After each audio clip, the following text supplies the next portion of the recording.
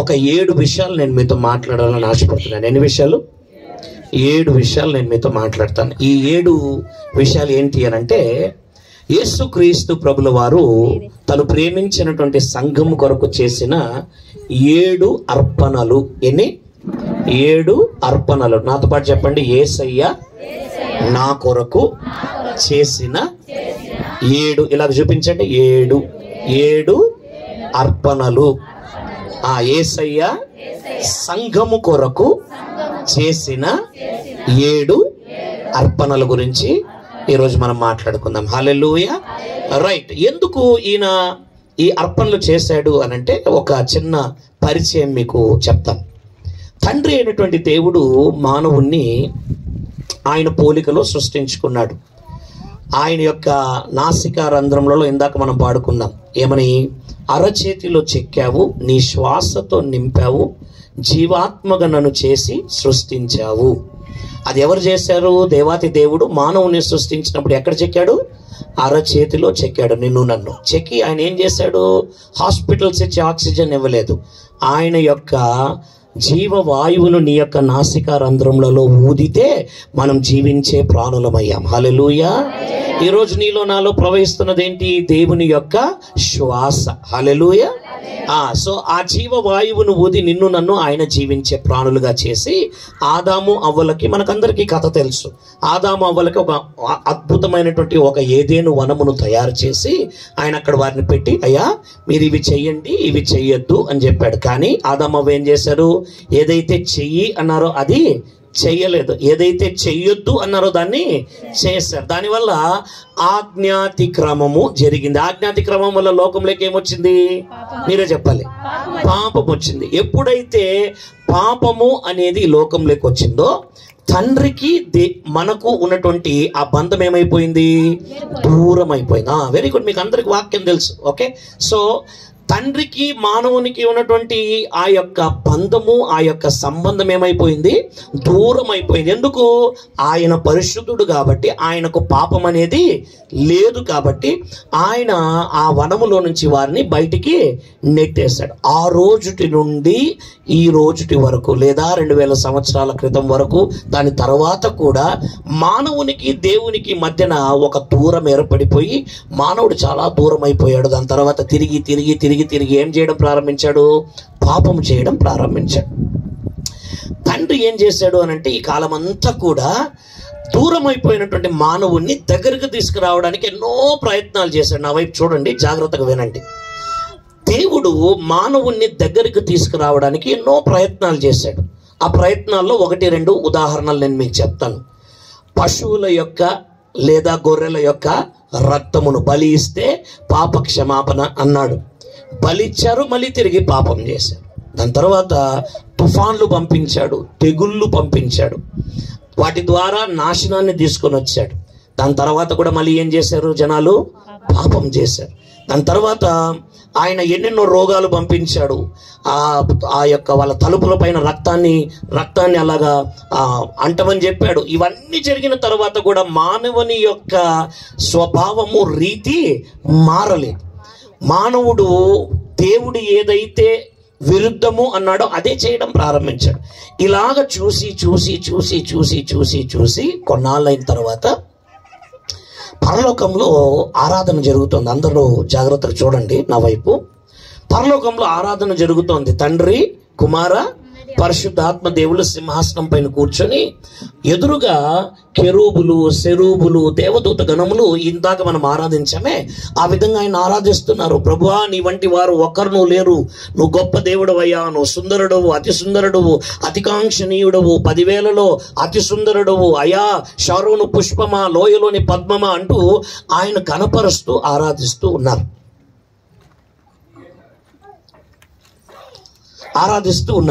ఆ ఆరాధించే సమయంలో వాక్యంలో నుంచి నేను మీకు చూపిస్తాను. తండ్రికి ఒక ఆలోచన కలిగింది. ఎవరు కలిగింది? తండ్రి అయిన దేవునికి ఒక ఆలోచన వచ్చింది. ఆ ఆలోచన ఏంటి అనంటే, అరే ఇప్పటి వరకు నేను చేసినటువంటి ప్రయత్నాలన్నీ కూడా విఫలమైపోయాయి. కొంతవరకు మనుషులు రక్షింపబడ్డారు, నా వైపుకు తిరిగారు. కానీ ఇంకా చాలా మంది నన్ను నమ్ముకున్నటువంటి వారు, నా వైపుకు తిరగనటువంటి వారు చాలా మంది ఉన్నారు.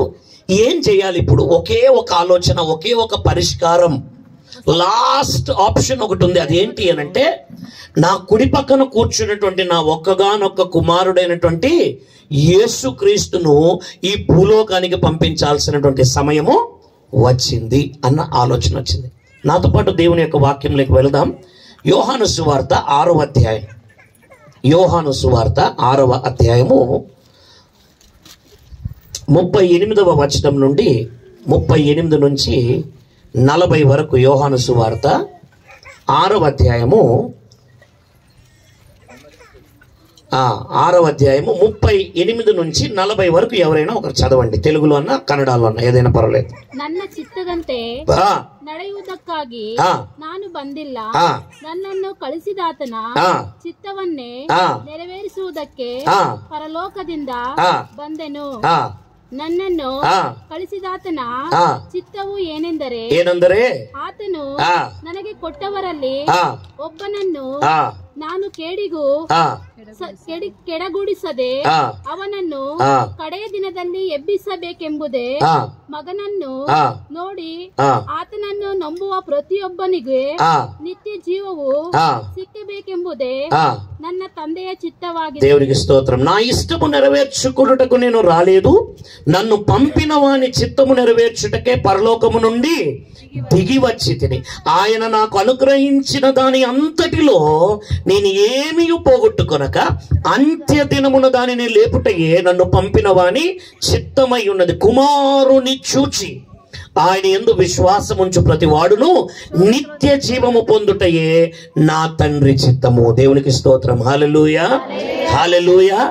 దేవుని యొక్క చిత్తము, దేవుని యొక్క ఆలోచన ఏంటి అంటే, మొట్టమొదటి అర్పణ గురించి మనం మాట్లాడుతున్నాం. ఏంటి అది అంటే, నా బిడ్డలు రక్షింపబడాలి అనంటే, నా బిడ్డలు నా వైపుకు తిరగాలి అనంటే, నా బిడ్డలు నాకు దగ్గరగా రావాలి అనంటే ఇప్పుడు ఒకే ఒక పరిష్కారం ఉంది. అది ఏంటి అది అనంటే, నా యొక్క ప్రియ కుమారుడైనటువంటి యేసుక్రీస్తు ఈ లోకంలోకి వెళ్ళాలి, పరలోక రాజ్యాన్ని విడిచిపెట్టాలి, తండ్రి యొక్క కుడి పార్శ్వంలో ఉన్న స్థానాన్ని విడిచిపెట్టి ఈ లోకానికి వెళ్ళాలి. ఆయన వైపు ఎవరైతే చూస్తారో, ఆయన యందు ఎవరైతే విశ్వసిస్తారో వారికి ఏం కలుగుతుంది?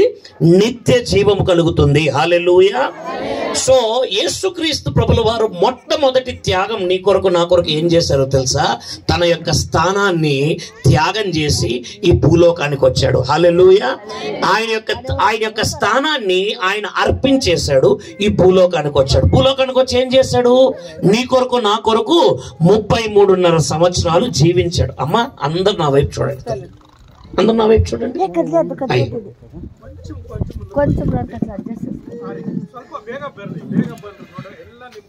వచ్చాడు 33.5 సంవత్సరాలు నీ కొరకు నా కొరకు జీవించాడు.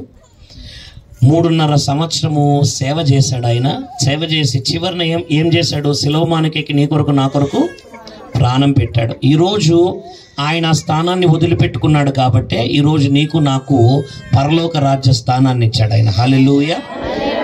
రెండవ త్యాగం చూస్తాం, ఆయన చేసిన రెండవ అర్పణ గురించి తెలుసుకుందాం. 2 కొరింథీ 5వ అధ్యాయము 21వ వచనము. 2 కొరింథీ 5వ అధ్యాయము 21వ వచనము. కావున దేవుడు మా ద్వారా 2 కొరింథీ 5:21 ఎందుకనగా మనము ఆయన యందు దేవుని నీతి అగునట్లు పాపము ఎరుగని ఆయనను మన కోసము పాపముగా చేసెను. అందరు నా వైపు చూడండి అమ్మా. మొట్టమొదటిది ఏం త్యాగం చేశాడు ఆయన? గట్టిగా చెప్పండి, స్థానము అని చెప్పండి. ఆయన సీట్ ఇచ్చేసాడు నీ కొరకు నా కొరకు. ఫర్ ఎగ్జాంపుల్, ఇక్కడ వస్తున్నటువంటి వాళ్ళందరూ అలాగ వస్తున్నారు కదా, లాస్ట్లో వస్తున్నటువంటి వారు ఇక్కడ యేసయ్య కూర్చున్నాడు అనుకుందాం. వాళ్ళు అలాగ రాగానే యేసయ్య ఇక్కడి నుంచి లేచి వాళ్ళని అక్కడ కూర్చోబెట్టాడు. హల్లెలూయా. అర్థమవుతుందా మీకు? పరలోక రాజ్యపు స్థానము, తండ్రి యొక్క కుడి పార్శ్వం నుండే సీట్ ఎవరిది? యేసయ్యది. అవునా? ఆ సీట్ని వదిలిపెట్టి ఈ భూలోకానికి వచ్చాడు. దాని ద్వారా ఏం జరిగింది? భూలోకంలో ఉన్నటువంటి నీవు నేను తండ్రితో పాటు త్రియేక దేవునితో పాటు కూర్చునేటువంటి భాగ్యాన్ని దేవుడిచ్చాడు. గట్టిగా చప్పట్లు కొట్టి దేవునికి వందనాలు చెల్లిస్తాం. రెండవది ఏమనుందంటే, దేవుని యొక్క వాక్యము చదవండి గారు ఇంకొకసారి. ఎందుకనగా మనము దేవుని యొక్క నీతి అగునట్లు పాపము ఎరుగని ఆయనను దేవుడు ఏం చేశాడంట? మన కోసము పాపముగా చేసాడు. ఆయన పరిశుద్ధుడా పాపే? యేసయ్య పరిశుద్ధుడా పాపే? పరిశుద్ధుడు కదా. నీవు నేను పరిశుద్ధులంగా పుట్టామా పాపంతో పుట్టామా? అవునా కదా. ఇప్పుడు ఏం చేశాడంటే దేవాతి దేవుడు, నీవు నేను పాపులంగా ఉన్నాం, ఆయన ఏంగా ఉన్నాడు? పరిశుద్ధుడుగా ఉన్నాడు. నీవు నేను దేవుని యొక్క నీతిగా మార్చబడ్డానికి, పరిశుద్ధులముగా మార్చబడ్డానికి ఏ పాపము ఎరుగనటువంటి యేసు క్రీస్తు ప్రభువు వారిని ఏం చేశాడు? పాపముగా చేశాడంటే ఆయన ఏం త్యాగం చేశాడు? రెండవది ఆయన పరిశుద్ధతను త్యాగం చేశాడు. హల్లెలూయా, హల్లెలూయా. నా పరిశుద్ధత పోయినా పర్వాలేదు, నా బిడ్డ రక్షింపబడితే చాలు. హల్లెలూయా. నా పరిశుద్ధత పోగొట్టుకున్నా పర్వాలేదు, నా బిడ్డ దేవుని యొక్క నీతిగా మార్చబడాలి. హల్లెలూయా, హల్లెలూయా. రెండవది ఏం త్యాగం చేశాడు? పరిశుద్ధతను త్యాగం. గలతీయులకు రాసిన పత్రిక 3వ అధ్యాయము 13వ వచనం. 3వ అర్పణ. మొట్టమొదటి అర్పణ ఏంటమ్మా? అడుగుతూనే ఉంటా, మీరు చెప్పాలి. మొట్టమొదటిది స్థానము, చెప్పండి. రెండవది పరిశుద్ధత. 3వది గలతీ 3:13. ఆత్మను గూర్చిన వాగ్దానము విశ్వాసము వలన మనకు లభించునట్లు అబ్రహాము పొందిన ఆశీర్వచనము క్రీస్తు యేసు ద్వారా అన్యజనులు అంటే ఎవరు? నీవు నేను దేవుని నమ్ముకున్నటువంటి వారు కలుగుటకై క్రీస్తు మన కోసం ఏమైపోయాడంట? శాపమై మనలను ధర్మశాస్త్రము యొక్క శాపము నుండి విమోచించెను. దాని తర్వాత ఇందును గూర్చి రాను పైన వేలాడిన ప్రతి మానవుడు శాపగ్రస్తుడని రాయబడి ఉన్నది. హల్లెలూయా. మొట్టమొదటిగా స్థానాన్ని త్యాగం చేశాడు. రెండవది పరిశుద్ధతను త్యాగం చేశాడు. మూడవది ఏం త్యాగం చేశాడో తెలుసా? ఆయన ఆశీర్వాదానికి కర్త, ఆశీర్వాదానికి దేవుడు, ఆశీర్వాదానికి కర్త అయినటువంటి దేవుడు ఏం చేశాడంటే, నిన్ను నన్ను ఎవరైతే మన యొక్క పుట్టుకతో శాపాలతో పుట్టామో, తల్లిదండ్రుల పితరులు చేసినటువంటి శాపాలతో మనం జీవిస్తున్నామో, మనలను అబ్రహాము యొక్క ఆశీర్వాదానికి స్వాస్థ్యంగా చేయడానికి ఆయన ఆశీర్వాద స్థితిని ఆయన త్యాగం చేసేసి ఆయన శాపమైపోయి మ్రాను పైన వ్రేలాడాడు. హల్లెలూయా, హల్లెలూయా. మా నాయనమ్మ, మా నాన్న వాళ్ళ అమ్మ పేరు సత్యకాంతమ్మ. ఆయమ్మ ఊరు షిమోగా అనే ఊరు. షిమోగా మీకు తెలుసు కదా, కర్ణాటకలో. శివమొగ్గ. ఓకే, శివమొగ్గ. పక్క బ్రాహ్మణ స్త్రీ ఆవిడ. భయంకరమైన పూజలు, పునస్కారాలు, హోమాలు, వ్రతాలు చేసేటువంటి కుటుంబం. నేను మాట్లాడుతున్నది దాదాపు 70-80 సంవత్సరాల క్రితపు కథ. ఓకేనా. ఏమైందో తెలుసా? ఆమె యూటీసీ యునైటెడ్ థియాలజీ కాలేజ్ అని బెంగళూరులో ఒక బైబిల్ కాలేజ్లో వంట పని చేయడానికి వచ్చింది. ఏం పని చేయడానికి వచ్చింది? వంట పని చేయడానికి వచ్చింది. కురేసులు స్వామిదాస్ మా నాయన వాళ్ళ నాన్న, మా అబ్బ, మా తాత, నన్న అజ్జ, నన్న అజ్జి ఇద్దరు యూటీసీ కాలేజ్కి వచ్చినారు. ఆయన మగవాళ్ళ సెక్షన్లో ఏం చేస్తున్నాడు? వంట చేస్తున్నాడు. ఈమె ఎక్కడుంది?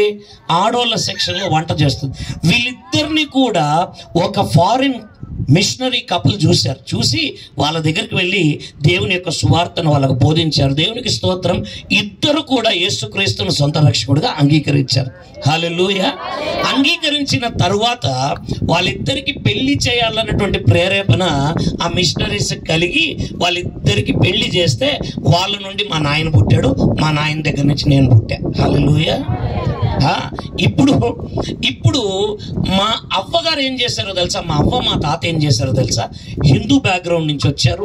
పూజలు, పునస్కారాలు, వ్రతాలు చేసే బ్యాక్గ్రౌండ్ నుంచి వచ్చారు. కాబట్టి ఈ వాక్యాన్ని వారి జీవితంలోకి అప్లై చేసి దేవుని దగ్గర ప్రార్థన చేశారు. ప్రభువా, నీవు మమ్మల్ని అబ్రహాము యొక్క ఆశీర్వాదానికి కర్తలుగా లేదా స్వాస్థ్యంగా చేయడానికి నువ్వు శాపమైపోయావు కదయ్యా. ఇదిగో నాయన, ఆ వాక్యాన్ని మా జీవితంలోకి మేము అప్లై చేసుకుంటున్నాం. మా జీవితంలో ఏ శాపాలు కూడా ఉండకుండా మీరు నిర్మూలన చేయండి. మా తర్వాత వచ్చేటువంటి సంతానము, ఆ తర్వాత వచ్చేటువంటి సంతానంలో ఏ శాపాలు ఉండకూడదు గాక అని ప్రార్థన చేశారు. హల్లెలూయా. ఈరోజు మా కుటుంబంలో రక్షింపబడినటువంటి ప్రతి ఒక్కరి జీవితంలో దేవుడు శాపాలన్నింటినీ కూడా కొట్టివేశాడు. ఎందుకనంటే ఆయన ఆశీర్వాద స్థితిని త్యాగం చేసి నిన్ను నన్ను ఏం చేశాడు? ఆశీర్వాదానికి స్వాస్థ్యముగా చేశాడు. హల్లెలూయా. సో మూడవది ఏం త్యాగం చేశాడు? ఆయన ఆశీర్వాద స్థితిని త్యాగం చేశాడు. నాలుగవది యెషయా గ్రంథము 53వ అధ్యాయం 2వ వచనం నుండి చదువుతాం. యెషయా 53:2 నుండి.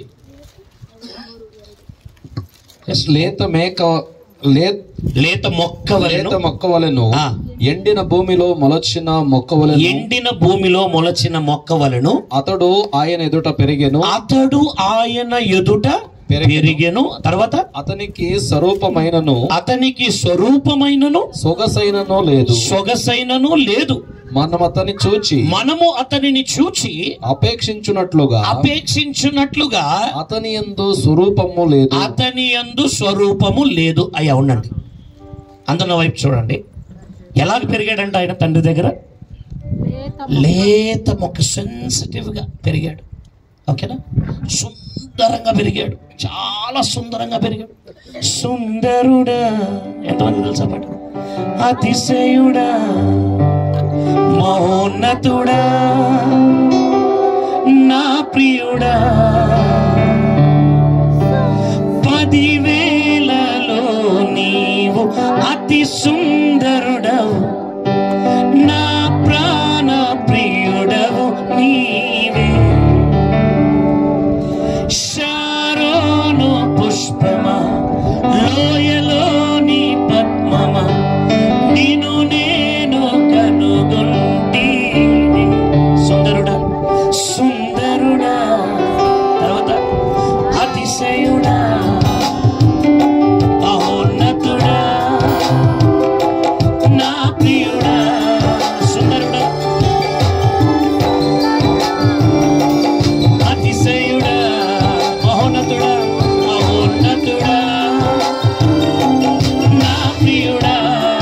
10,000లో నీవు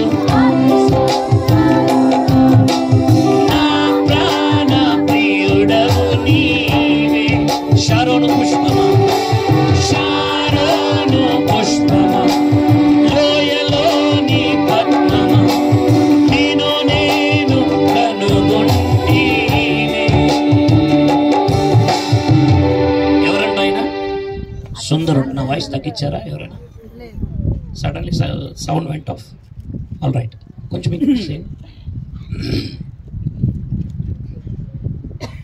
check. Yeah, thank you.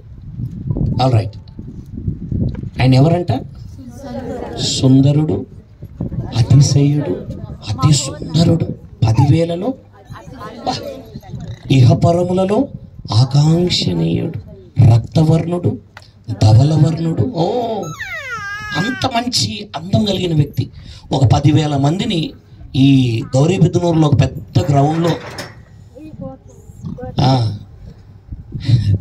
Okay, ఒక పెద్ద గ్రౌండ్లో ఒక 10,000 మందిని పెట్టి ఆ మధ్యలో యేసయ్యని అలాగ పెట్టి మనం ఒక పైన ఎత్తైన బిల్డింగ్ నుంచి అలాగ చూస్తే ఆయన మహిమ సౌందర్యంతో తగ తగ తగ తగ తగ మెరుస్తాడంట. ఆయన గట్టిగా చప్పట్లు కొడదాం. ఈ మాటలన్నీ నేను ఎందుకు ఇంత వర్ణించి చెప్తున్నాను తెలుసా? ఆ తర్వాత వచ్చేటువంటి వాక్యము మనకు ఒక ప్రశ్నను మిగులుస్తుంది. ఏంటో తెలుసా అది? దాని తర్వాత దేవుని వాక్యం అని చెప్తుంది, ఆయనకు స్వరూపమైనను సొగసైనను లేదు, మనము అతనిని చూచి అపేక్షించున్నట్లుగా. అపేక్ష అంటే ఏంటి? కోరిక, చూడాలి అన్న కోరిక. నేను ఇంట్లోకి అలాగ రాగానే బ్రదర్ వాళ్ళ చిన్న బాబు కనపడు. ఫస్ట్ నా కళ్ళన్నీ కూడా బాబు పైకి వెళ్ళిపోయి, ఎందుకంటే ముద్దుకున్నాడు. అలాగే చూడాలనిపించింది నాకు 2-3 సార్లు. వాళ్ళతో కాసేపు అలాగే ఆడాలనిపించింది. దాన్ని ఏమంటారు? కోరిక. మనము అతనిని చూచి అపేక్షించున్నట్లుగా అతనిలో స్వరూపమైనను సొగసైనను లేదు. ఎందుకు లేదు ఆయనకు సొగసైనను స్వరూపమైనను? నీవు నేను ఇలాగా సుందరముగా అందముగా తీర్చబడాలని ఆయనకున్నటువంటి అందాన్ని ఆయన అర్పించేశాడు, కోల్పోయాడు. ముఖాన కొట్టారు, గుద్దారు, పిడిగుద్దులు గుద్దారు, ముఖాన ఉంచారు కొరడా దెబ్బలతో. ఒంటి పైన దెబ్బలు పడుతుంటే ముద్దల ముద్దల మాంసము బయటకు వచ్చిందంటే తెలుసా మీకు? చంపల పైన పెళ్ళు పెళ్ళుమని కొట్టారు, తన్నారు, హేళన చేశారు ఆయన్ని. ఆయనకున్నటువంటి రూపము కోల్పోయాడు ఆయన. ఈరోజు మన రూపాన్ని మనము వర్ణించుకోవాలంటే నా రూపం ఇదండి, నా ముఖం ఇలాగుంటుంది, కోల ముఖము, నా కలర్ ఇలాంటిదని మనం చెప్పుకోగలం. కానీ ఆ రోజు ఒకవేళ యేసయ్య యొక్క రూపాన్ని ఎవరైనా చెప్పండి అంటే ఆయనకు రూపము కానీ స్వరూపము కానీ సొగసు కానీ లేదు. అంతగా నలగగొట్టబడ్డాడు ఆయన. ఆయన చేసినటువంటి త్యాగం, 4వ త్యాగం ఏంటో తెలుసా? ఆయన అందాన్ని త్యాగం చేశాడు. మనకు మొబైల్ ఉన్నాయి, ఈ మొబైల్లో మన ఫోటోలు ఉంటాయి, డిస్ప్లే ఫొటోస్లో మన ఫోటోలు ఉంటాయి. దాన్ని అందంగా పెట్టుకోవాలనే ఆశపడతాం. కానీ ఎప్పుడైనా నెక్స్ట్ టైం మీరు అలాగ ఫోటో పెట్టుకోవాలన్నప్పుడు ఏం ఆలోచన రావాలో తెలుసా? ఈ అందం వెనుక నా యేసయ్య అందవిహీనుడైపోయాడు. హల్లెలూయా. ఆయన అందాన్ని కోల్పోయాడు. హల్లెలూయా. 4వ అర్పణ ఏంటి? మొట్టమొదటి అర్పణ ఏంటి చెప్పాలి? స్థానము. 2 పరిశుద్ధత. 3 ఆశీర్వాద స్థితి. 4 అందాన్ని. తర్వాత చదవండి అయ్యారు. అతడు తృణీకరింపబడిన వాడు. అతడు తృణీకరణ అంటే ఏంటో తెలుసా? Rejected piece. రిజెక్టెడ్ అయిపోయినటువంటి వారిని సమాజంలో పెట్టుకోరు, తరిమేస్తారు. ఆయన తృణీకరింపబడిన వాడు. ఆయన మనుష్యుల వలన విసర్జింపబడిన వాడు. విసర్జన అంటే ఏంటి? పనికి రానిది. విసర్జన అంటే ఏంటో తెలుసా? గోడలపైన రాసింటారు, ఇక్కడ మలమూత్ర విసర్జన చేయరాదు అని రాసింటారు. అవునా? కొన్ని పండగలప్పుడు విసర్జన చేస్తారు, మీకు తెలుసు అది. అవునా? నేను చెప్పాల్సిన అవసరం లే. ఓకే, విసర్జన అంటే ఏంటి? ఇంక దీంతో పని లేదు మాకు, దీన్ని పడేయాల్సిందే. ఇంకా ఆయన మనుషుల వలన విసర్జింపబడిన వాడును. తర్వాత వ్యసనాక్రాంతుడు. వ్యసనం అంటే ఏంటి? డిప్రెషన్. ఎవరైనా డిప్రెషన్లోకి వెళ్ళిన వాళ్ళు ఉన్నారా ఇక్కడ? మీ జీవితంలో డిప్రెషన్ అనేది అనుభవించారా మీరు ఎప్పుడైనా? ఈ వాక్యం అయిపోయిన తర్వాత కొద్ది నిమిషాలు ఇవన్నీ అనుభవించిన ఒక వ్యక్తి జీవితం గురించి నేను మీకు చెప్తాను, వినాలి. డిప్రెషన్ అంటే ఏంటో తెలుసా? బాధ, లోపల ఉన్నటువంటి బాధను బయటికి చెప్పుకోలేక ఒక మూలను కూర్చొని ఎవరితో మాట్లాడకుండా ఉండిపోతారు. దిగమింగుకోలేక, ఎవరితో చెప్పుకోలేక, ఎవరితో పంచుకోలేక డిప్రెషన్ వచ్చిన వాళ్ళని హాస్పిటల్లో అడ్మిట్ చేస్తారు. ఏ హాస్పిటల్లో తెలుసా? మెంటల్ హాస్పిటల్లో. డిప్రెషన్. వ్యసనాక్రాంతుడు గాను, వ్యాధిని అనుభవించిన వాడిగాను, తర్వాత మనుషులు చూడనొల్లని వాడిగాను. గౌరీబిదనూరులో ఎక్కడైనా ఒక సిగ్నల్లో మీరు అలాగా 2 వీలరో కారో వేసుకొని నిలబెడితే ఎవడైనా కురూపి కుష్టి రోగి మీ దగ్గరకు వచ్చి ముఖమంతా చీము గారుతూ రక్తం గారుతూ మీ దగ్గరకు వచ్చాడు అనుకో, బా ఎంత బాగున్నావయ్యా అని ముద్దు పెట్టుకుంటావా? ఏం చేస్తావు? చూసారా? అది యేసయ్య అలాగయ్యాడమ్మా తల్లి. యేసయ్య పరిస్థితి అలాగా. తృణీకరింపబడిన వాడును, వ్యసనాక్రాంతుడుగాను, వ్యాధిని అనుభవించిన మనుషులు చూడనొల్లని వాడిగాను అయిపోయాడు. ఏం పోగొట్టుకున్నాడంటే ఆయన గౌరవాన్ని పోగొట్టుకున్నాడు, ఆయన అహమును, ఆయనకున్నటువంటి మర్యాదను పోగొట్టుకున్నాడు. ఎప్పుడైనా మీరందరూ గౌరవించనురేనా? ఎప్పుడైనా మీ ముఖాన ఎవరైనా వచ్చి అని ఉంచితే ఇంకొకసారి ఉంచని అడుగుతామా? ఏం చేస్తాం? మన వీధిలోకి వచ్చో మన ఇంట్లోకి వచ్చి ఎవడైనా వచ్చి ముఖాన్ని ఉంచాడు అనుకో, ఏం చేస్తాం? సంపేము పట్టుకొని. అమ్మ చూస్తే ఎంత తొందరగా వస్తుంది ఆన్సర్. ఎవడైనా వచ్చి పెళ్ళని చెంపపైన కొట్టాడు అనుకో, ఏం చేస్తాం? ఎంత బాగా కొట్టావా, ఈ పక్క కూడా కొట్టు అంటామా? ఏం చేస్తాం? కట్టేస్తామని లైట్ పోల్కి. అవునా కదా? మళ్ళీ బోని అక్కడి నుంచి బాగా ఉతికి పంపిస్తాం. అవునా కదా? ఎందుకు? రోషం నన్ను కొట్టాడని. కానీ మన యేసయ్య ఏం చేశాడో తెలుసా?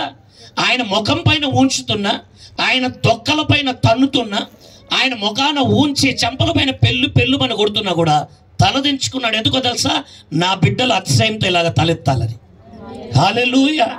ఆయన గౌరవాన్ని వదిలిపెట్టుకున్నాడు, త్యాగం చేశాడు. ఆయన అహమును త్యాగం చేశాడు. ఎవరైనా తండ్రి, కుమార, పరిశుద్ధ ఏక దేవుడు, త్రిత్వంలో ఒకటైనటువంటి దేవుడు. ఆయన అనుకుని ఉంటే 1 నిమిషంలో వాళ్ళని సర్వనాశనం చేయగలడు. కానీ ఏం చేశాడు? ఆయన ఏం త్యాగం చేశాడు? ఆయన అహాన్ని త్యాగం చేశాడు. దాని తర్వాత వ్యాధిని అనుభవించిన వాడిగాను, మనుషులు చూడనొల్లని వాడిగాను, బాధింపబడిన వాడిగాను, శ్రమ నొందిన వాడిగాను మనము అతనిని ఎంచితిమి. తర్వాత నిశ్చయముగా అతడు ఏం చేశాడంటే, నిశ్చయముగా అతడు మన రోగములను భరించెను, మన వ్యసనములను వహించెను. మన వ్యసనము, మన డిప్రెషన్ ని ఆయన భరించాడు, మన రోగాల్ని ఆయన భరించాడు. తర్వాత అయినను మొత్తబడిన వానిగాను దేవుని వలన బాధింపబడిన వానిగాను. అమ్మా, ఎవరు బాధించారంటమ్మా ఆయన్ని? దేవుడు బాధించాడు. అయ్యా, నువ్వు 33.5 సంవత్సరాలు లోకంలోకి పోయి మానవుల కొరకు చనిపోయిరా అని చెప్పినటువంటి వ్యక్తి ఏం చేశాడంట? కుమారుణ్ణి బాధించాడంట. దేవుని వలన బాధింపబడిన వాడిగాను, తర్వాత శ్రమ నొందిన వానిగాను మనం అతనిని ఎంచితిమి. మన అతిక్రమములను బట్టి అతడు గాయపరచబడెను, మన దోషములను బట్టి నలుగగొట్టబడెను. మన సమాధానార్థమైన శిక్ష అతని మీద పడెను. అతడు పొందిన దెబ్బల చేత మనకేమొచ్చిందంటమ్మా? స్వస్థత కలుగుచున్నది. గట్టిగా చప్పట్లు కొట్టి దేవునికి వందనాలు. హల్లెలూయా. మొట్టమొదటిది స్థానము, పరిశుద్ధత, ఆశీర్వాద స్థితి, ఆరోగ్యము, అందము, అహము. ఇప్పుడు ఆరోగ్యాన్ని కోల్పోయాడు ఆయన. నీవు నేను పడాలి, ఆ రోగాలన్నీ కూడా మనం భరించాలి, ఆ బాధలన్నీ మనం భరించాలి. కానీ ఆయన ఏం చేశాడు? ఆయన పొందిన దెబ్బలను బట్టి నీకు నాకేమిచ్చాడు? ఈరోజు స్వస్థతనిచ్చాడు. కన్నడలో ఏమనుంది? ఆయన పొందిన అది ఆ వాక్యం ఏమనుంది? 5వ వచనము, ನಮ್ಮ ದ್ರೋಹಗಳ ದೆಸೆಯಿಂದ ಅವನಿಗೆ ಗಾಯವಾಯಿತು, ನಮ್ಮ ಅಪರಾಧಗಳ ನಿಮಿತ್ತ ಅವನು ಜಜ್ಜಲ್ಪಟ್ಟನು, ನಮಗೆ ಸುಕ್ಷೇಮವನ್ನುಂಟು ಮಾಡುವ ದಂಡನೆಯನ್ನು ಅವನು ಅನುಭವಿಸಿದನು, తర్వాత ಅವನ ಬಾಸುಂಡೆಗಳಿಂದ ನಮಗೆ ಗುಣವಾಯಿತು. ఎంత మంచి మాట! ఏం మాట మరొకసారి చదువు. ಅವನ ಬಾಸುಂಡೆಗಳಿಂದ ನಮಗೆ ಗುಣವಾಯಿತು. గట్టిగా చప్పట్లు కొట్టాలి. ఆయన పొందిన దెబ్బల చేత నీకు నాకు స్వస్థత. 4 సంవత్సరాలు ఒక రోగము ప్రపంచాన్ని కుదిపివేసింది. ఏంట రోగము? కరోనా. ఈరోజు కరోనా అయిపోయిన తర్వాత కూడా నీవు నేను బ్రతికున్నామంటే హాస్పిటల్ ఇచ్చిన ఆక్సిజన్ మందులు కాదు, దేవుని యొక్క గాయములను బట్టి మనకు స్వస్థత. గట్టిగా చప్పట్లు కొట్టాలి. హల్లెలూయా, హల్లెలూయా. చివరిదిగా చూడండి, 7వ త్యాగం.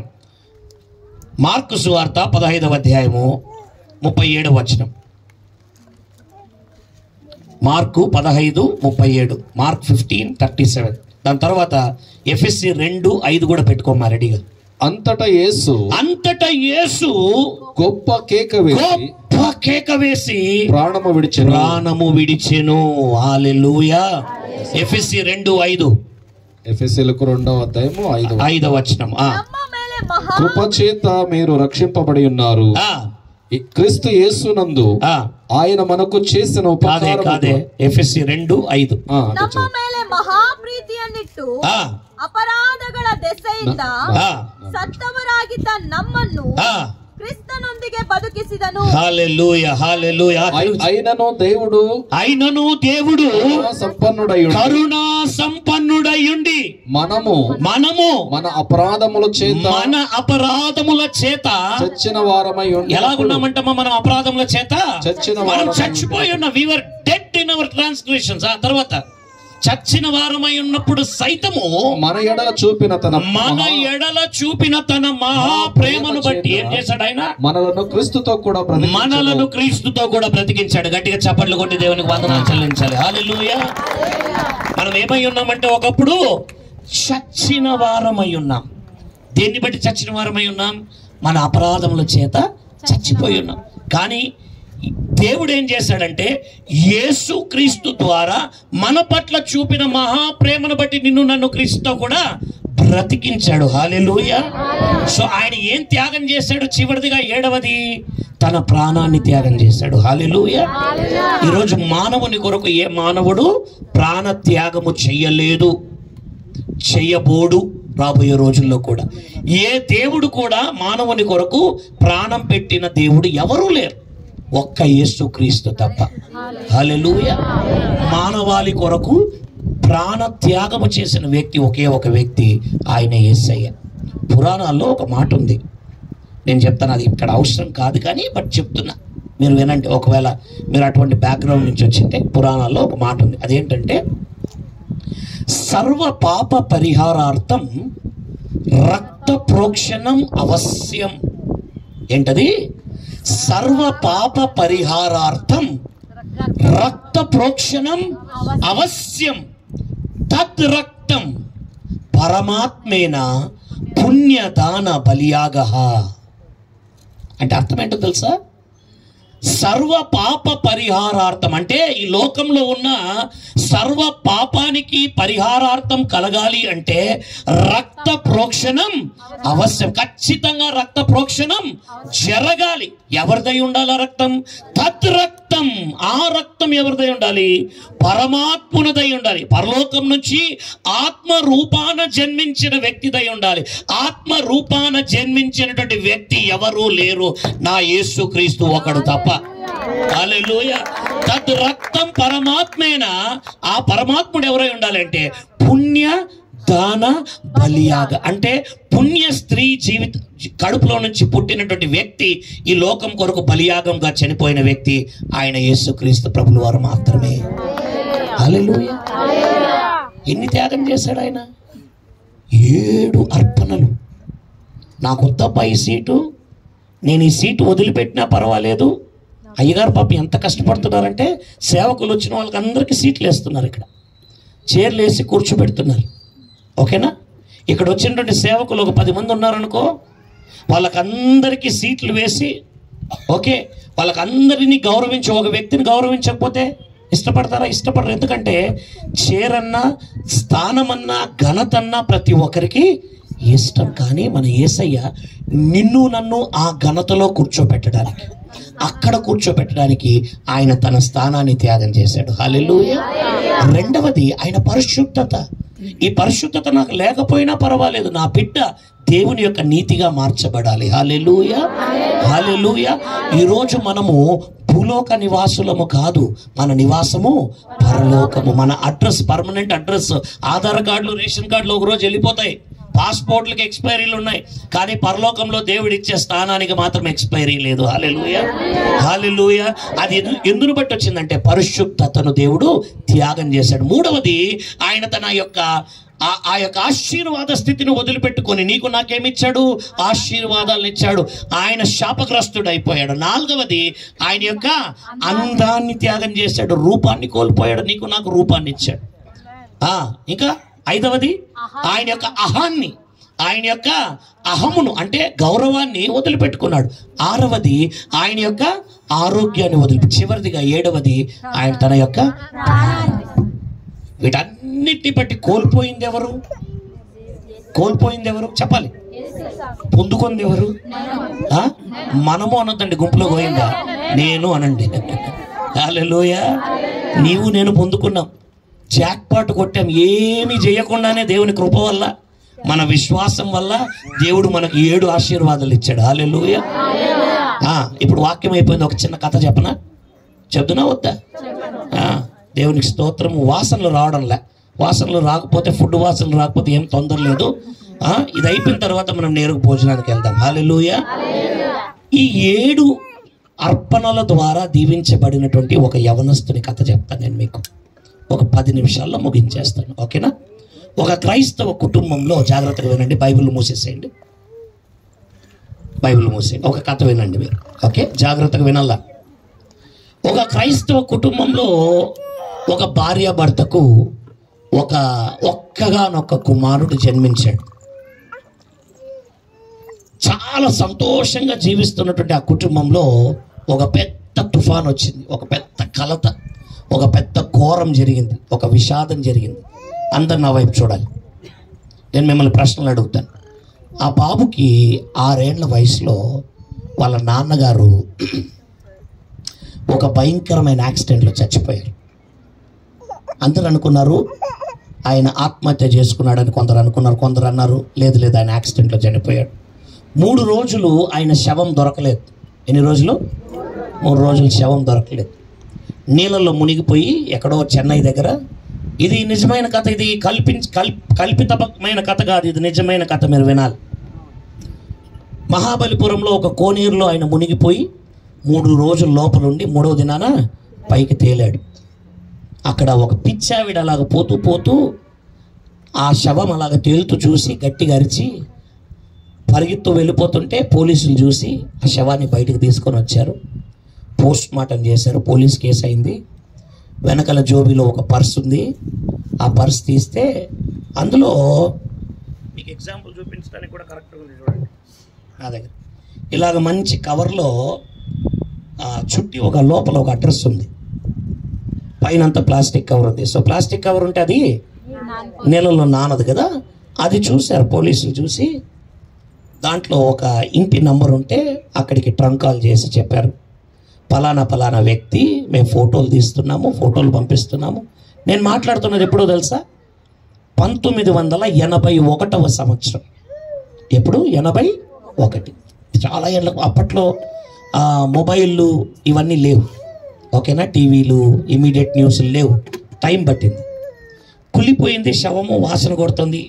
కోసేశారు, పోస్ట్ మార్టం చేశారు, ఆ ఊరికి పంపించారు. ఈ చిన్నోడు 6 ఏళ్ల బాబు మధ్యరాత్రి 1 గంటకి ఆ శవాన్ని ఆ ఊరికి తీసుకొని వచ్చారు. తీసుకొని వస్తే ఆ ఊర్లో ఉన్న వాళ్ళందరూ ఆయన్ని చూడాలని ఆశపడుతున్నారు. ఎందుకంటే ఆయన అందరినీ ప్రేమించిన వ్యక్తి. రెండవది అందరి చేత ప్రేమింపబడిన వ్యక్తి. చాలా మంచి వ్యక్తి ఆయన, వాళ్ళ నాన్నగారు. సో వాళ్ళ నాన్నను చూడడానికి ఇంటి దగ్గర ఇలాగా ఇంటి చుట్టూ 1000 మంది ఉన్నారు. 1000 మంది నిలబడుకొని ఉన్నారు. 1 గంటకు రాత్రి శవాన్ని తీసుకొని వచ్చారు. అప్పటికే వాసన వస్తుంది. ఈ పిల్లోడు ఏడుస్తున్నాడు. వాళ్ళ అమ్మగారు 32 ఏళ్ళప్పుడు విధవరాలు అయిపోయింది, భర్తను పోగొట్టుకుంది. ఆ శవాన్ని ఇలాగా టేబుల్ పైన పెట్టారు. ఒక చిన్న చెక్క స్టూల్ ఒకటి, ఇంత స్టూల్, ఇట్లాంటి స్టూల్ ఒకటి వేసి ఈ బాబుని దానిపైన కూర్చోబెట్టి ఒక అల్యూమినియం టార్చ్లు వచ్చేటి ఆ రోజుల్లో. మీరు ఎంతమంది చూశారు? ఎవరెడ్డి టార్చ్. ఆ టార్చ్ ఇలాగ పెట్టి మంచిగా బ్యాటరీలు వేసి ఆ బాబుని అక్కడ కూర్చోబెట్టారు, కొడుకుని. ఎందుకంటే కరెక్ట్గా నాన్నగారి ముఖం దగ్గర అద్దం ఉంది. ఆ అద్దం దగ్గర ముఖం మాత్రం కనపడుతుంది. ముఖాన్ని కొయ్యలేదు, అది అలాగే ఉంది. అది కూడా ఉబ్బిపోయింది, భయంకరంగా ఉంది చూడడానికి ముఖం. అయినా కూడా ఆయన చూడాలని ఆశపడుతున్నారు. అందరు ఇలాగ లైన్లోకి వచ్చి ఆయన చూసి వెళ్ళిపోతున్నారు, ఏడ్చుకొని వెళ్ళిపోతున్నారు. ఈడిలాగా టార్చ్ పెట్టుకొని కూర్చున్నాడు. ఉదయం 5 గంటల వరకు చూపించాడు అలాగా. దాని తర్వాత వాడు కూర్చొని వాడు అలసిపోయి నిద్రపోయేసాడు. వాడిని లోపలికి తీసుకుపోయి పండబెట్టారు. ఉదయం నా చుట్టుపక్కల ఉన్న వాళ్ళందరూ కంప్లైంట్ చేశారు, అయ్యా ఎక్కువ వాసన వస్తుంది, శవము ఎత్తేసేయండి తొందరగా అన్నారు. ఉదయం 5-6 గంటలకంతా వెళ్ళి భూస్థాపన చేశారు. వాళ్ళ నాన్నగారిని చివరిదిగా కూడా యవనస్తుడు చూడలేదు. ఎప్పుడైతే నాన్న చనిపోయాడో నాన్నని చాలా ప్రేమించాడు వీడు. ప్రేమించి ఆ నాన్న కావాలి, నాన్న ప్రేమ లేదు అన్న ఒక బాధ. ఇందాక మనము వ్యసనాక్రాంతుడు అని విన్నాం కదా. ఏంటది దానికి మాటకి ఇంగ్లీష్లో చెప్పాను నేను? డిప్రెషన్లోకి వెళ్ళిపోయాడు. చిన్న వయసులోనే డిప్రెషన్లోకి వెళ్ళిపోయాడు. బాధ. వాళ్ళ అమ్మను వెళ్ళి అడిగాడు, డాడీ ఎక్కడికి వెళ్ళాడు అంటే చెప్పలేకపోయింది. డాడీ లేడు నాయనా, దేవుని దగ్గరికి వెళ్ళిపోయినాడు అని చెప్పింది. ఏడవడం ప్రారంభించాడు, బాధపడ్డము. స్కూలుకు పోతే వాళ్ళ నాన్న పేరుకు ముందు కీర్తిశేషులు లేట్ అని రాస్తారు. అలాగ రాసి అది చదివినప్పుడు అలా బాధపడేవాడు. ఎవరైనా చిన్న బిడ్డల్ని అలాగా మోసుకొని వెళ్తుంటే ఆ బిడ్డల్ని చూసి, ఆ తల్లిదండ్రులను చూసి బాధపడేవాడు, ఏడ్చుకునేవాడు. ఇలాగా తన జీవితం కొనసాగింది. 6 ఏళ్ల వయసు నుంచి తండ్రి లేని జీవితాన్ని అనుభవించాడు. 11 ఏళ్ల వరకు ఏమీ తెలియని వయసు కదా, అలాగ కొనసాగింది. 11 ఏళ్ళకు వచ్చేటప్పటికి కొంచెం లోక జ్ఞానం, కొంచెం లోకం గురించి తెలుస్తున్నటువంటి సమయంలో వయసులో 6వ తరగతి చదువుతున్నాడు. వాడు అనుకున్నాడు, మా నాన్న ప్రేమ నాకు కావాలి, మా నాన్న ప్రేమ లేదు నాకు. ఎలాగైనా కూడా ఈ లోకంలో ఉన్న ఆకర్షణలు, ఈ లోకంలో ఉన్నటువంటి అలవాట్ల ద్వారా అన్న మా నాన్న ప్రేమ నా జీవితంలో లేదు అన్నది నేను మర్చిపోవాలి అనుకొని 6వ తరగతి అనగా 11 ఏళ్ల వయసులో, ఎన్నేళ్ళు? 11 ఏళ్ల వయసులో మొట్టమొదటిగా సిగరెట్లు తాగడం ప్రారంభించాడు. బీడీలు, సిగరెట్లు తాగడం ప్రారంభించి ఒక చిన్న అలవాటుగా ప్రారంభమై అది తను బానిసత్వంలోకి వెళ్ళిపోయాడు. దాదాపు రోజుకి 30, 40, 50 సిగరెట్లు తాగే పరిస్థితికి 1 సంవత్సరం పాటు సిగరెట్లకు బానిసైపోయాడు. 12 ఏళ్ల వయసుకు వచ్చాడు. 12 ఏళ్ళకి 7వ క్లాస్కి వచ్చాడు. సిగరెట్లు పని చేయలేదు. ఇంకేదైనా కొత్తది ప్రయత్నిస్తామనుకొని తాగడం ప్రయత్నం చేశాడు. చిన్న అలవాటుగా అది కూడా ప్రారంభమై ఇప్పుడు 1 సంవత్సరం కాదు, దాదాపు 4 సంవత్సరాలు 7, 8, 9, 10 తరగతుల వరకు పచ్చి తాగుబోతు అయిపోయాడు ఈ చిన్న బాబు. ఎవరైనా ఉన్నారా ఇక్కడ 7, 8, 9, 10 చదివే పిల్లలు ఉన్నారా ఇక్కడ ఎవరైనా? అంత చిన్న వయసులోనే తాగుడుకు బానిస అయిపోయాడు. రోడ్లలో మున్సిపాలిటీ కుప్పతోట్ల పక్కన పడిపోయేవాడు తాగి, బట్టలన్నీ చినిగిపోయేటివి. ప్రతిరోజు తాగేవాడు. ఇంటికి వచ్చేవాడు, తలుపు తట్టేవాడు. వాళ్ళ అమ్మ తలుపు తెరవగానే మత్తు ఎక్కువైపోయి కక్కి వాళ్ళ అమ్మ ముఖం పైన వాంతి చేసి కక్కేసేవాడు. కొన్నిసార్లు ఎక్కువ మత్తు అయిపోయిందంటే మోషన్స్ బేదులు అయిపోయేటివి ఇంట్లోనే. వాళ్ళ అమ్మ బాధతో కడిగేది. వాళ్ళ అమ్మ చెప్పి చూసింది, కొట్టింది, బుద్ధి చెప్పింది, వాళ్ళతో వీళ్ళతో చెప్పించింది. వీడెందుకు ఇలాగ అయిపోతున్నాడు, నేను వీని ఇంతగా ప్రేమిస్తున్నానే, తండ్రి లేని లోటును తీర్చాలని వీనికి ఎన్ని ప్రయత్నాలు చేసినా వీడెందుకు ఇలాగ అయిపోతున్నాడు అన్న ఒక బాధ ఆ తల్లిని ఎప్పుడు కూడా వేధించింది. 10వ తరగతిలో తాగుడుకు బానిస అయిపోయిన వ్యక్తి మళ్ళీ తిరిగి ఆలోచించాడు, ఇది కూడా నాకు సహాయం చేయడం లేదు, ఏం చేస్తాం అనుకునే టైంలో 15 ఏళ్ల వయసులో యవనస్తులకి పుట్టేటువంటి కొన్ని భావోద్వేగాలు ఈ బిడ్డకు కూడా వచ్చాయి. వీడు ఒక అమ్మాయిని ప్రేమించాడు. అమ్మాయి దగ్గరికి వెళ్ళి నేను నిన్ను ప్రేమిస్తున్నా అని చెప్పాడు. ఆ అమ్మాయి అంది, నాకు నువ్వంటే ఇష్టం లేదు అంది. మొట్టమొదటిసారిగా ఇష్టం లేదు అన్న మాట తన జీవితంలో మొట్టమొదటిసారిగా అమ్మాయి నోటి నుంచి విన్నాడు. ఈ జీవితం నాకు వద్దు అనుకున్నాడు. నేరుగా మెడికల్ షాప్కి, మందుల షాప్కి వెళ్ళి ఒక 30-40 నిద్ర మాత్రలు తీసుకొని మింగి చచ్చిపోవాలనుకున్నాడు. ఆత్మహత్య ప్రయత్నం చేశాడు మొట్టమొదటిసారిగా. వాళ్ళ అమ్మగారు ఒక చిన్న హాస్పిటల్లో, ఒక మిషన్ హాస్పిటల్లో నర్సుగా పనిచేస్తుంటే ఆ హాస్పిటల్లో ఈ బాబుని అడ్మిట్ చేశారు. అడ్మిట్ చేస్తే వాళ్ళ అమ్మ భయపడిపోయి, ఏమైంది నా బిడ్డ కంటే ఇలాగ మాత్రలు తినేసినట్లున్నాడమ్మా, నోట్లో నుంచి నురగొస్తుంది, స్పృహ లేదు, అన్కాన్షియస్ అయిపోయాడమ్మా అని చెప్పగానే వాళ్ళ అమ్మ తీసుకెళ్ళి బెడ్ పైన వేసి వాడి నోట్లకి పైపులు వేసి ఉప్పు నీళ్లు, సాల్ట్ వాటర్ వేసి కక్కించి వామిటింగ్ చేపించి మొట్టమొదటిసారిగా బతికించుకుంది. బతికి బయటపడి ఇంటికి వచ్చాడు. ఒక 3 నెలల తర్వాత మళ్ళీ చనిపోవాలి. ఇది ఎందుకు వస్తుందో తెలుసా? చనిపోవాలన్న ప్రేరేపణ డిప్రెషన్ బట్టి వస్తుంది, బాధల్ని బట్టి వస్తుంది. జీవితంలో చాలామంది ఆత్మహత్య ప్రయత్నం ఎందుకు చేస్తారంటే ఇక జీవితంలో విఫలమైపోయి నాకు భవిష్యత్తు లేదు అనుకుంటాను చూసారా, ఆ టైంలోనే వస్తుంది. మళ్ళీ 3 నెలలకి చచ్చిపోవాలన్న ఆశ కలిగింది వీడికి. చచ్చిపోవాలన్నటువంటి ప్రేరేపణ మనసులో ఏదో చెప్తోంది, ఇక నువ్వు పనికిరావు, నువ్వు చచ్చిపో, నీకు ప్రేమ జీవితంలో దొరకదు, నిజమైన ప్రేమ దొరకదు అన్నటువంటి ఒక మాట వినిపిస్తుంది. ఈసారి ఏం చేశాడంటే పురుగుల మందు, అంటే పొలాలకు వేసే పురుగుల మందు ఉంటుంది కదా, ఎండ్రిన్ అని వస్తుంది, ఆ ఎండ్రిన్ మందు తీసుకొని దాన్ని నీళ్ళలో కలుపుకోకుండా తాగేశాడు. గొంతంతా కాలిపోతోంది, అరుస్తున్నాడు, మంటకు అరుస్తున్నాడు. మళ్ళీ వాళ్ళ అమ్మ తీసుకెళ్ళింది, వాడి నోట్లోకి వెనకల నుంచి పైపులు వేసి ఎనిమావిచ్చి ఆ మందులన్నీ ఇచ్చి వాటిని కక్కిచ్చి కడుపంతా క్లీన్ చేసి 2వసారి కూడా బతికించుకుంది. ఒక 3 నెలల తర్వాత మళ్ళీ చచ్చిపోవాలనుకున్నాడు. ఈసారి ఏం చేశాడో తెలుసా? నేను చనిపోతే శబ్దం కూడా రాకూడదు, ఎవరికి తెలియకూడదు అనుకొని చిన్నగా వాడు రూమ్లోకి వెళ్ళాడు. ఒక పదునాటి కత్తి, ఒక బ్లేడు తీసుకొని ఇక్కడ ఒక నరం కోసుకున్నాడు, ఇక్కడ ఒక నరం కోసేసుకున్నాడు. బెడ్ పైన పడుకొని ఉన్నాడు. రక్తం గారుతోంది. ఆ చివరి క్షణంలో ఎక్కువ బలహీనమైపోయి మూలగడము, ముక్కడం ప్రారంభించాడు, అనడం ప్రారంభించాడు. అది వాళ్ళ అమ్మ వింది. వాళ్ళ అమ్మ పరిగెత్తుకుంటూ వచ్చి వాడిని చూసి 3వసారి కూడా తిరిగి హాస్పిటల్కి తీసుకెళ్ళి బతికించుకుంది. ఈ 3 సార్లు ఎప్పుడైతే చచ్చిపోవాలనుకొని బ్రతికి బయటికి వచ్చాడో వాడి జీవితం పైన వాడికి విరక్తి కలిగింది, వాడి మనస్సు మారిపోయింది, రాడికల్ అయిపోయాడు, రౌడీలాగా, ఒక గూండాలాగా ప్రవర్తించడం ప్రారంభించాడు, రౌడీలతో స్నేహం చేయడం ప్రారంభించాడు. జాగ్రత్తగా వినండి. 10వ తరగతిలో ఇక 3 నెలలకు పరీక్షలు రాయాలి అనగా వీడు 3 నెలలు ఆ ఊర్లో ఉండకుండా పారిపోవాల్సి వచ్చింది. ఎందుకో తెలుసా? వీడితో పాటు కలిసి ఒక పెద్ద గ్యాంగ్ వెళ్ళి ఒక మనిషిని చావబాది ఒక మర్డర్ కేసులో, ఒక హత్య కేసులో ఈ పిల్లాడి పేరు 5వ పేరు పోలీసు యొక్క ఎఫ్ఐఆర్లో. వాళ్ళ అమ్మంది, ఒరేయ్ నువ్వు దూరంగా వెళ్ళిపో, నువ్వు ఎక్కడైనా పోయి దాక్కో, నేను పిలుస్తాను 3 నెలల తర్వాత, దాని తర్వాత వస్తావని దూరంగా పంపించేసి 3 నెలల తర్వాత ఇక పరీక్షలు రాయాలి. వాళ్ళ అమ్మ పిలిపించుకుంది. మళ్ళీ వాడిని కేసులో నుంచి వాడి పేరు కొట్టిచ్చేశారు. వాళ్ళ అమ్మ వెళ్ళి వాళ్ళ కాళ్ళు వీళ్ళ కాళ్ళు పట్టుకొని రికమెండేషన్లు పెట్టి డబ్బు కట్టి పాపం విధవరాలు తిరుగుతోంది. ఎందుకంటే కొడుకంటే ఆమెకి ప్రేమ. పేరు కొట్టించేసి ఆ స్కూల్ దగ్గరికి వెళ్ళి ప్రిన్సిపల్ యొక్క కాళ్ళ పైన పడిపోయింది. అమ్మా దయచేసి క్షమించి మా వాడికి హాల్ టికెట్ ఇవ్వండి, వాడు పరీక్ష రాయాలి, వాడికి ఒక భవిష్యత్తు ఉండాలి, వాడు 10th రాయకపోతే వాడికి భవిష్యత్తు ఉండదని అడుక్కుంటే పెద్ద పెనాల్టీని ఆ స్కూల్ బోర్డుకి కట్టించి ఆ హాల్ టికెట్ ఇచ్చారు, పరీక్ష రాశాడు, ఫస్ట్ క్లాస్లో పాస్ అయిపోయాడు. అందరూ అనుకున్నారు, వాళ్ళు ఊర్లో ఉన్నటువంటి వాళ్ళందరూ, అబ్బా వీడి జీవితంలో ఒక మలుపు, ఒక టర్నింగ్ పాయింట్ ఇది, దీంతో ఇంక వీడి భవిష్యత్తు మంచిగా మారిపోతుంది, వీడు మంచిగా ఉజ్వలమైన భవిష్యత్తులోకి వీడు నడిపింపబడతాడు అనుకున్నారు. కానీ వాళ్ళు అనుకునేదంతా కూడా తారుమారైపోయింది. చెడు నుంచి మంచిగా మారాల్సినటువంటి వ్యక్తి చెడు నుంచి దరిద్రానికి, అధ్వానానికి మారిపోయాడు. వాళ్ళ అమ్మంది, ఒరే నువ్వు ఇక్కడ ఉన్నావంటే ఈ రౌడీలతో చేరతావు, ఈ అలవాట్లలో ఉంటావు, నువ్వు దూరంగా వెళ్ళిపో, ఒక హాస్టల్లో ఉండని దూరంగా ఒక ప్లేస్కి పంపించి హాస్టల్లో పెట్టింది. 5 సంవత్సరాలు ఇంటర్మీడియట్, డిగ్రీ నువ్వు అక్కడ చదవాలి, నువ్వు ఇక్కడికి ఈ ఊరికి రాకూడదు, నువ్వు ఈ ఊరికి వచ్చావంటే చెడిపోతావు నువ్వు అని అక్కడికి పంపించేస్తుంది.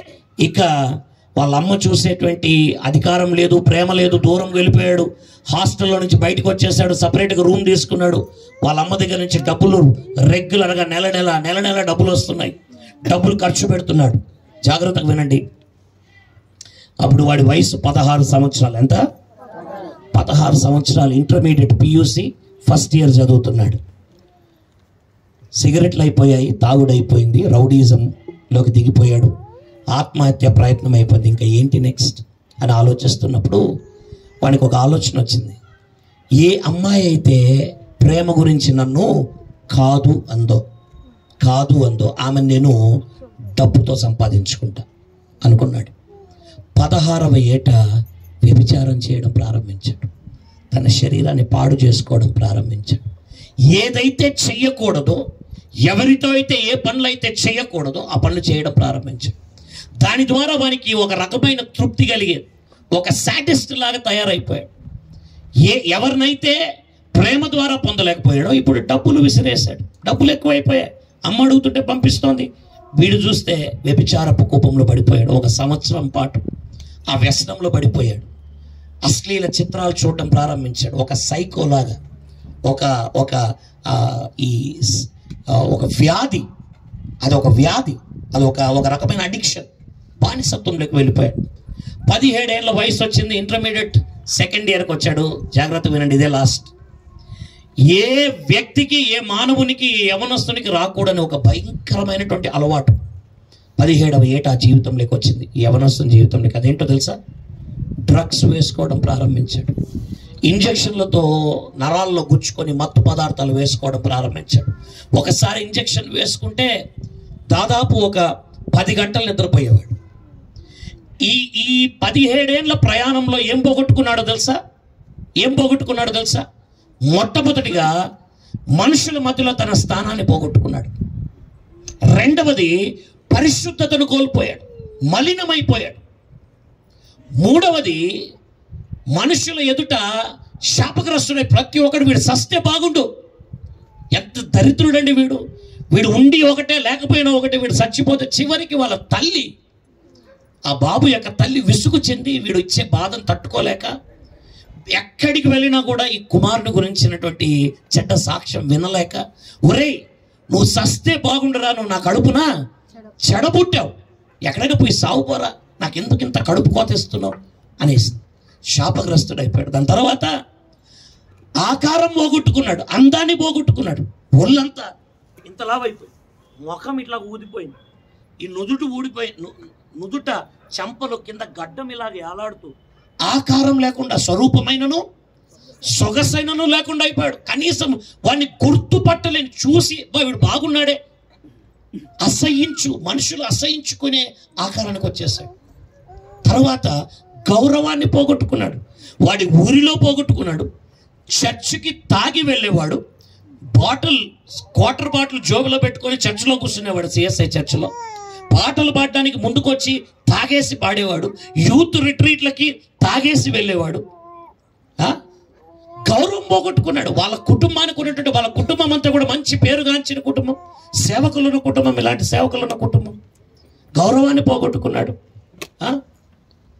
ఆరోగ్యాన్ని పోగొట్టుకున్నాడు, సకల రోగాలు వచ్చేసేవాడికి.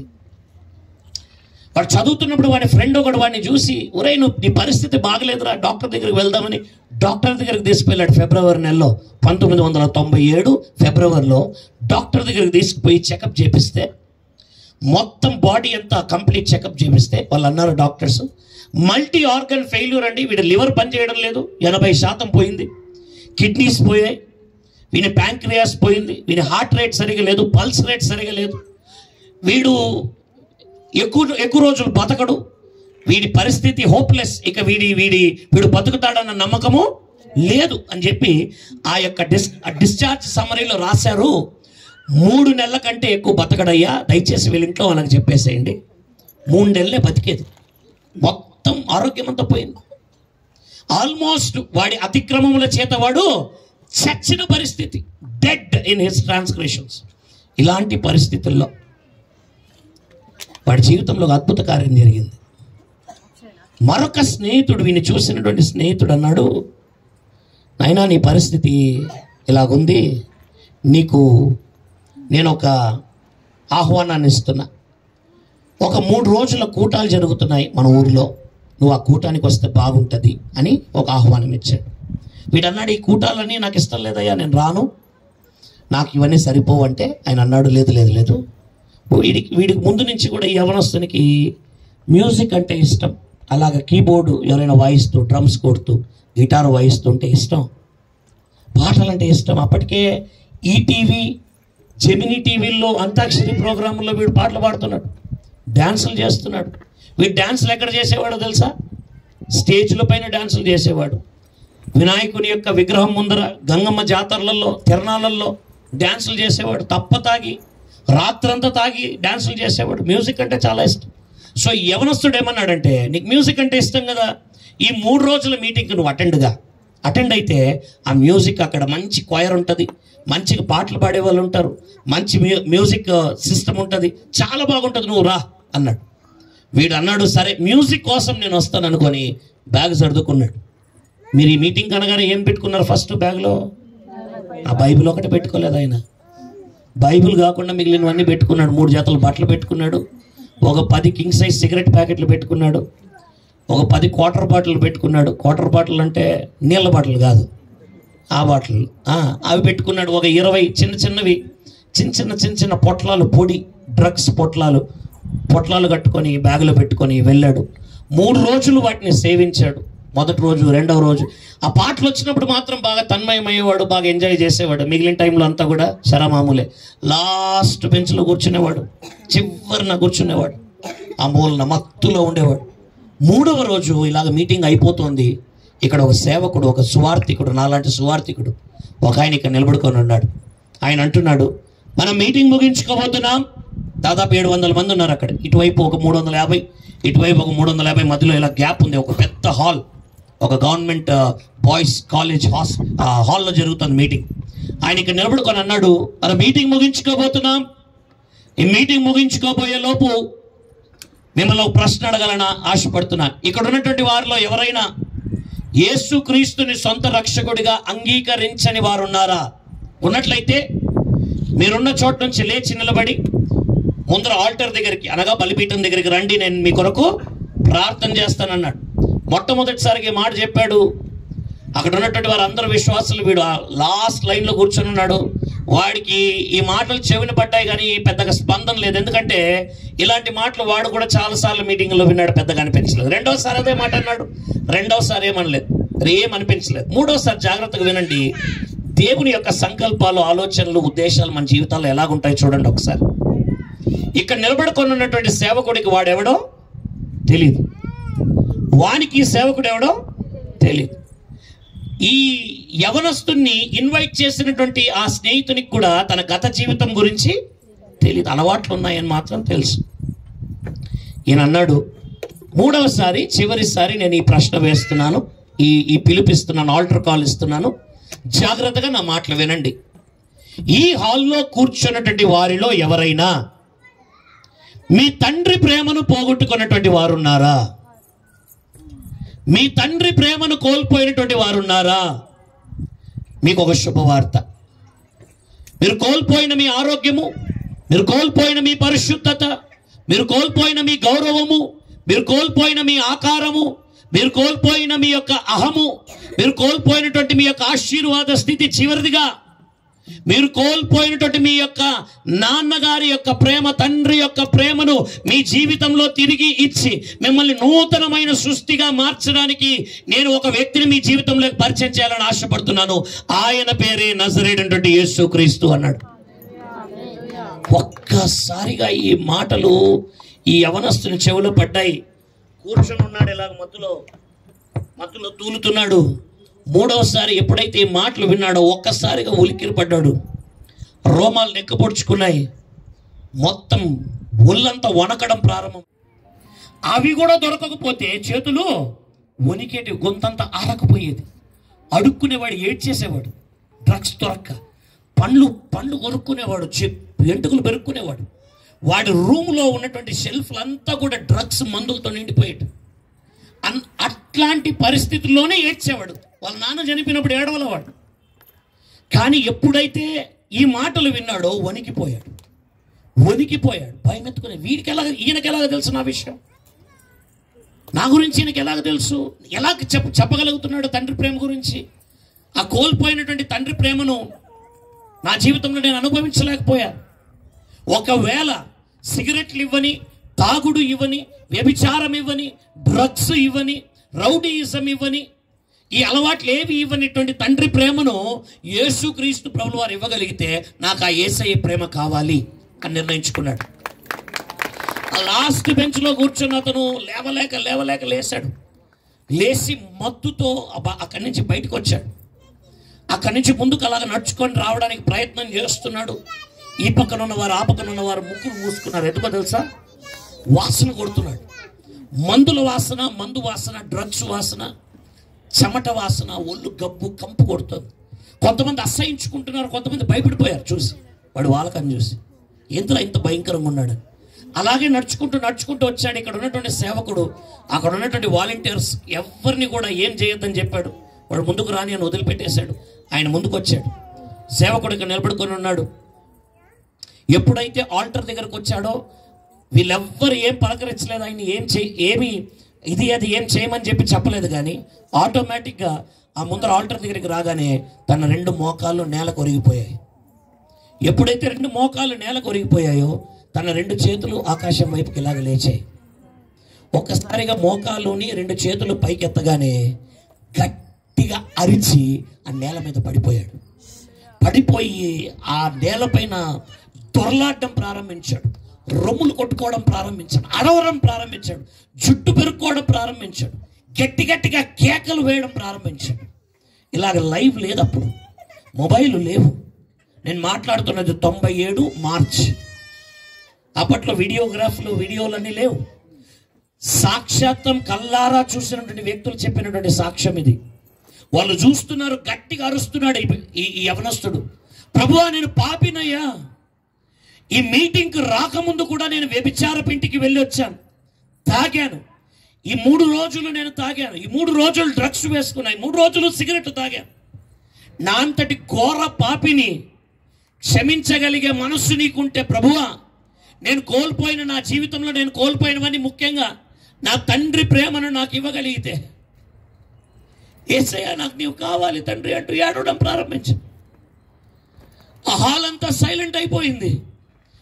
అందరూ అలాగ బిక్కరిసిపోయి చూస్తున్నారు. ఏడుస్తున్నాడు. ఎందుకంటే వాడి జీవితంలో తండ్రి ప్రేమ చాలా కొరత. ఏడవడం ప్రారంభించాడు. అయ్యా, నా తండ్రి ప్రేమను నువ్వు నాకు ఇవ్వగలిగితే నాకు నీవు కావాలి యేసయ్యా, నాకు నీవు కావాలి ప్రభు అంటూ ఏడవడం ప్రారంభించాడు. ఒక అరగంట సేపు ఏడ్చాడు. అరగంట సేపు రొమ్ములు కొట్టుకున్నాడు. స్పృహలోకి వచ్చాడు. అరగంట తర్వాత లేచాడు. లేచి నిలబడ్డాడు. ఏం చేయాలో తెలియలేదు. అటు ఇటు చూస్తున్నాడు బిక్కరగా. ఒక జోబీ లాగా తడుముకున్నాడు. ముందర జోబీ ప్యాంటులో ఏదో ఉన్నట్లు అనిపించింది. బయటికి తీశాడు. సిగరెట్ ప్యాకెట్ వచ్చింది. ఈ పక్కేలాగా తడుముకున్నాడు. ఏదో ఉన్నట్లు అనిపించింది. తీశాడు. మందు బాటిల్ వచ్చింది. క్వార్టర్ బాటిల్ వచ్చింది. వెనకలు అలాగా తడుముకున్నాడు. జోబీలో నుంచి తీశాడు. బయటికి డ్రగ్స్ వచ్చాయి. ఆ 3 ఇలాగా 2 చేతులతో అలా పట్టుకొని ఇలాగా చూస్తూ నిలబడిపోయాడు. అవేంటివో గుర్తించలేకపోయాడు, అవేంటివో మర్చిపోయాడు. వాటిని తీసుకొని వెళ్ళి ఆ పక్కలోనే ఉన్నటువంటి డస్ట్బిన్లో ఒక చిన్న కుప్పతొట్టు ఉంటే, డస్ట్బిన్ ఉంటే దాంట్లోకి అలాగ పడేశాడు.